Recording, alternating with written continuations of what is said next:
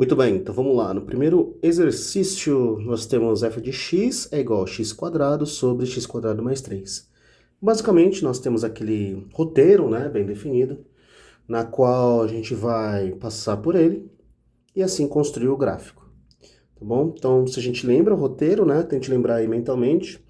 O primeiro passo sempre era o quê?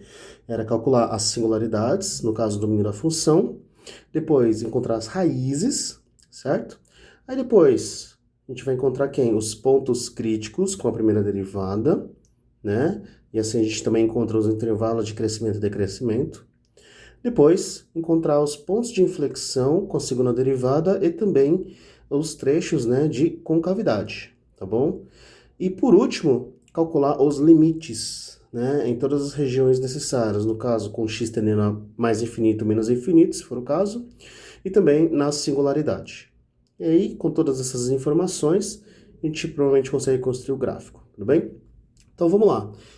Qual era o primeiro passo mesmo, né? E os passos vão estar bem definidos na sua prova, no caso o item A, independente da questão, né? Se ele pode contextualizar isso como se fosse uma função, né, da economia ou do consumo populacional, enfim. Então o item A sempre vai ser o domínio.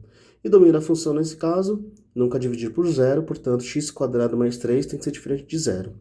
E aí a gente começa a perceber que quando a gente começa a resolver essa, né, equação do segundo grau, joga para o outro lado, não existe raiz do número negativo, né? Porque a gente está trabalhando com os números reais.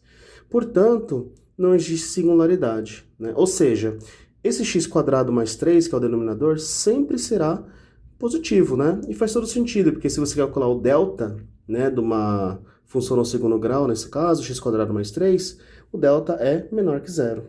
Tudo bem? Isso significa que a função sempre é positiva. Então, f de x, né, vai me dar um denominador sempre positivo, não há singularidade. Então, tá tudo tranquilo. Beleza. Passo 2, encontrar o quê? Encontrar as raízes. Vamos lá. Para encontrar as raízes, eu pego minha função e igual a zero. No caso, como o denominador é diferente de zero, não se preocupe com ele, preocupe-se sempre com o numerador. X quadrado é zero, portanto, x é zero. Só existe essa raiz, ok? Legal, agora sim, né, vai entrar o conteúdo propriamente dito de mativar, que é o quê? A primeira derivada, a segunda derivada, certo? Primeira derivada para encontrar quem? Os pontos críticos, né, e também os intervalos de crescimento e decrescimento. Vamos lá, calculando a primeira derivada.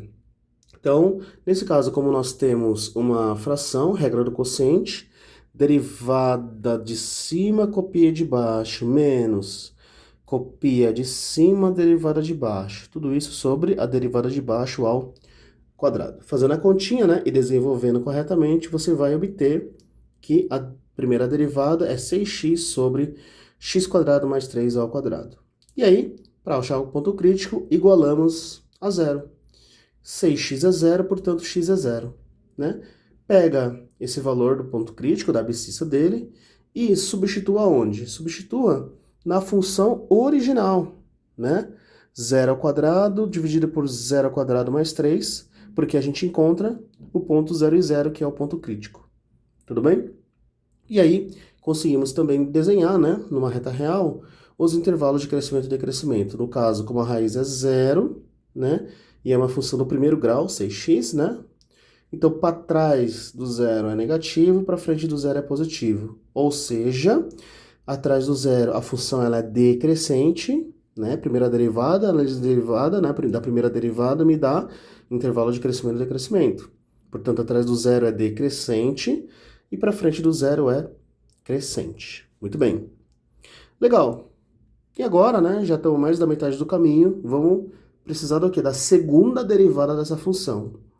No caso, a prova normalmente vai fornecer já a segunda derivada, tá bom? E assim você consegue achar o quê? Os pontos de inflexão, que seria o quê? Que seriam os pontos que vai mudar a concavidade da função, né? Então, mais uma vez, igual a zero, você vai ter que o denominador não se preocupa com ele, então 18, 1 menos x quadrado é zero, 1 menos x quadrado é zero, passa o 1 para lá, né? E o x quadrado, fica x quadrado igual a 1, o x é mais ou menos 1, toma cuidado com a raiz, ok? E aí, pega esses valores de x, que são os pontos de inflexão, E para achar a ordenada, né, o y delas, substitua sempre o que? Na função original. Quando x for 1, na função original, 1 quadrado sobre 1 quadrado mais 3, que dá 1 quarto.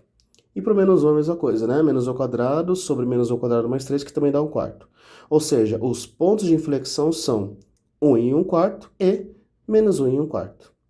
Muito bem, e aí conseguimos montar a reta real, né? O eixo x, de maneira a encontrar a concavidade, né? Ou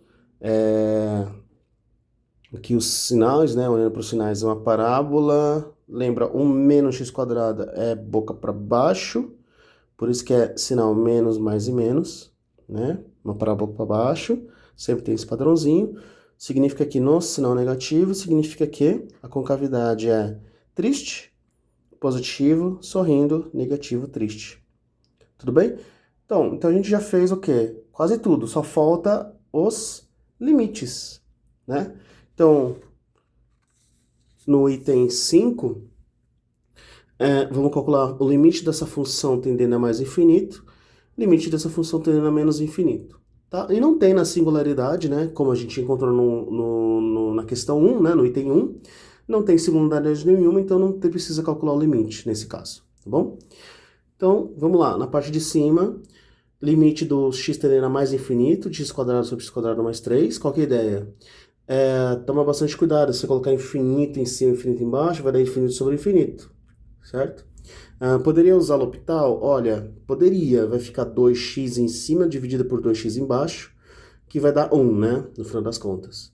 Mas, o ideal é sempre fazer pela fatoração, fatora sempre pelo termo maior, no caso x quadrado, então o denominador vai ficar x quadrado, 1 mais 3 sobre x quadrado, porque eu simplifico x quadrado com x quadrado, e quando o x tende a infinito, essa parcela 3 sobre x quadrado tende a zero, que vai ficar 1 sobre 1, que é 1.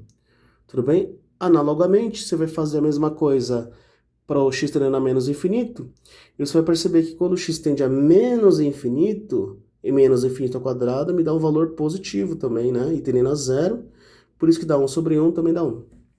Ok? Então, calculamos tudo, né? Temos todas as informações.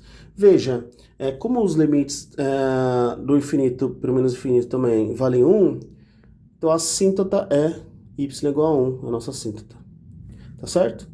E aí, se você conseguiu chegar até agora, parabéns. Se você ainda não conseguiu construir o gráfico, né? Primeiro, coloca todos os pontos críticos e todos os pontos relevantes, né? No caso, a raiz, onde ele corta o eixo y e assim por diante. E aí, tente montar o gráfico. Então, pausa o vídeo e bora lá, mão na massa, faça o gráfico e logo em seguida eu volto aqui construindo ele. Muito bem, espero que você tenha conseguido. Então vamos lá, né? Raízes, a única raiz é o 0, ok? Pontos críticos é o menos 1, 1 quarto, 1 e 1 quarto, certo? Aliás, mais uma vez, o menos 1 quarto e o 1 quarto são os pontos de inflexão, tá bom? Vamos escrever rapidinho aqui, ó. Caso você tenha dúvida na prova, vai identificando eles, ó. Inflexão, inflexão. Esse zero aqui além de ele ser raiz, ele sim é o ponto crítico. No caso, ela é um ponto de mínimo local, né? Tá certo? E aí, a gente vai lembrar aí dos intervalos de crescimento e decrescimento e também, né, da concavidade. Lembrando que quando o x tende a menos infinito, ele tende a 1, tá certo? E tem que passar por aqui. Então, o que a gente vai fazer, ó? O 1 é a assíntota, né? Então, vou fazer uns pontilhadinhos aqui. Nossa assíntota. Quando o x tende a menos infinito, ele tende a 1. E, neste caso, até o ponto de inflexão, a função, o que ela é? Ela é uma função decrescente e, além disso, ela é concavidade para baixo, né? Vê no seu resuminho aí da questão. Então, até o menos 1 vai ficar um gráfico assim, correto? Muito bem. Agora, do menos 1 até o 0, a gente viu que ela ainda é decrescente, mas, por ser inflexão, ela vai mudar de cara, né? No caso era triste, agora vai virar sorrindo. Muito bem. Sorrindo e ainda decrescente. Legal. Agora, do 0 até o 1, nós temos, além dela ser crescente, ela continua sorrindo, né? E aí até o ponto de inflexão, no ponto de inflexão ela torna-se a ficar triste de novo e ainda crescente. E aí lá no infinito tendendo a 1. Muito bem, então esse é o gráfico final da sua função f de x é igual a x² sobre x² mais 3. Muito bem.